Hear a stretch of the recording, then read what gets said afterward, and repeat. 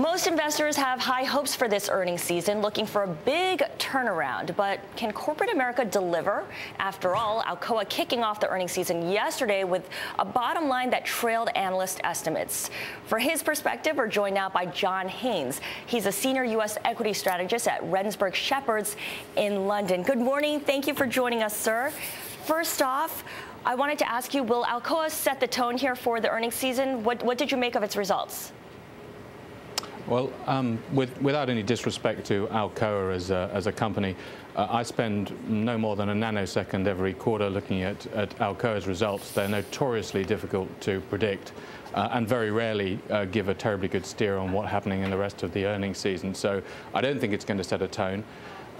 What I do think is that it's going to be immensely difficult anyway to get any meaning out of the numbers that are reported, because we're coming up against, on a comparison basis, a quarter, which is the fourth quarter of 2008, when actually the US economy made a loss. The financial sector made such big write-downs and had such big problems that it dragged the overall earnings for the S&P 500 into negative territory. So the comparisons are meaningless or very difficult to define. What you see is that if you look at the year-on-year increase, excluding the financial sector, it's about a 60% increase that people expect.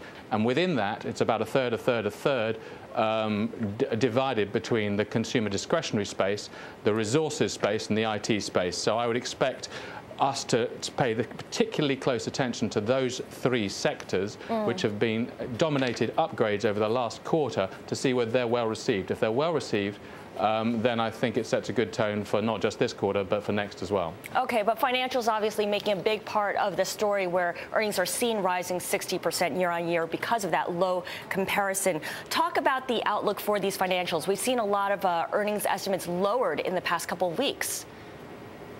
I think we're getting to the point where the wheat and the chaff are beginning to be sorted out. There are clearly a number of financial institutions which, although they will have survived, will be walking wounded for many years, and ultimately their fate is to be consolidated. There will be others, where we're looking at JP Morgan clearly as a case in point, which have ridden the crisis incredibly well and who have the firepower to consolidate the laggards, if you like. So we're looking at JP Morgan as a very important marker of the future earnings prospects. Jamie Dimon's been very conservative historically in his projections for loss trends, both in the consumer space and in the commercial real estate space. Hopefully what he says about what he is currently seeing will be encouraging. If so, again, it's a very positive sign for the overall economy. All right, we thank you for your thoughts. I've been speaking with John Haynes. He's a senior U.S. equity strategist at Rensburg Sheppards in London.